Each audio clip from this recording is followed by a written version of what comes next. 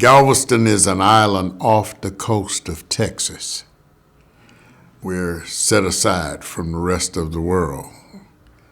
Yeah, I'm a BOI. I got one of the biggest BOIs around. It means exactly that, born on the island. I'm born on the island, and they say that islanders have salt water in our veins. My mother was born in New Orleans. My father was born in St. Martinsville. They moved to Galveston in 1937 because Galveston was a place where African Americans could make a better living because of the wharf. The wharf paid more than the average job that African Americans could get in 1937, and my father began to work as a longshoreman. Galveston, it is wonderful. It's crazy at times, but it's just wonderful. I love being around Galveston. I love Galvestonians. The people in Galveston are wonderful. We have all types of ethnicities here. White, black, Mexican, you name it. It's all here in Galveston. And we are just, well, I'm so happy to be a part of an island. Not many people can say that they live on an island in the USA. So I'm just glad to be here. Yeah, I haven't been to this place since Ike hit, so it brings back a lot of memories. Like I said earlier, it's kind of like an eerie feeling because we wrote it out in this place, and yeah, it's good to see that they're remodeling it because it's been up since the 60s. It stood Hurricane Carla. My very first drag show was here.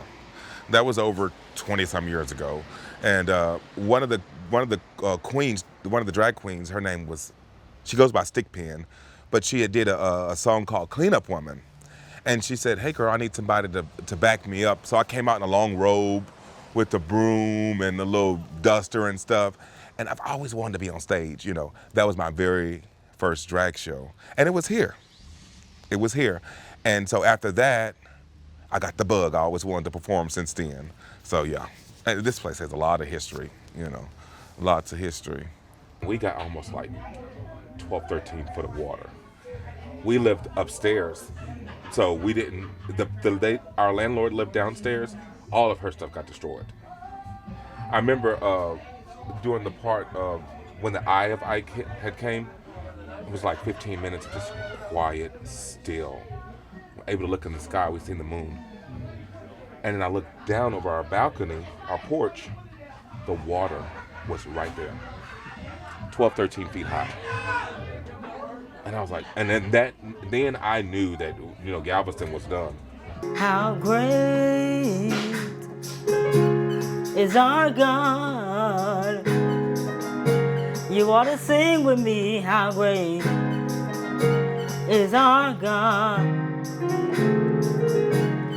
All will see how great is our God.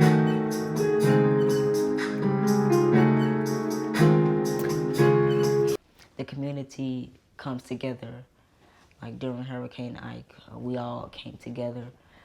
That was a devastating time for me because when I came back and found out that my house had burned down to the ground, that made me really sad because I had all my photos, my toys, my videos, everything that I had was inside the house and it burned down to the ground. Well, what I noticed, first off, when right after the hurricane, everybody got together and they bonded and they were asking, do you need help? Do you need somewhere to stay? And there was a bond with everybody, you know. Everybody came together, all races, creed, backgrounds came together, you know. People with money, people without money. We're all equal then. And everybody helped, you know. People that you may see in the grocery store that you've never spoken to, you spoke to them during that time, or they helped you during that time. September 13, 2008, everybody was on a level playing field because we all were devastated by Hurricane Ike. 75% of the island was flooded and everybody lost a lot. And everybody was in the same boat because it didn't make any difference how much money you had. You couldn't buy groceries, you couldn't buy gas, you couldn't flush your toilet.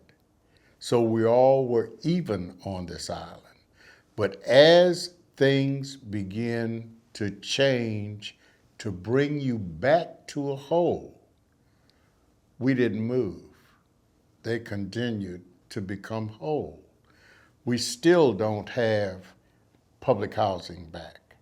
We're going to get mixed income. There are still African Americans who haven't had their homes repaired. They're progressing and we're still at a standstill. We're still waiting on the federal government. Same thing with Katrina. The business areas of New Orleans are back up and functioning. The people in different wards still don't see anything happening in their neighborhoods. So poor people normally get the brunt of whatever's going on. But Galveston is quiet now. It's real quiet. Because of that ordinance. Well, since Ike, nobody's here. Ike, Nobody's here. You know.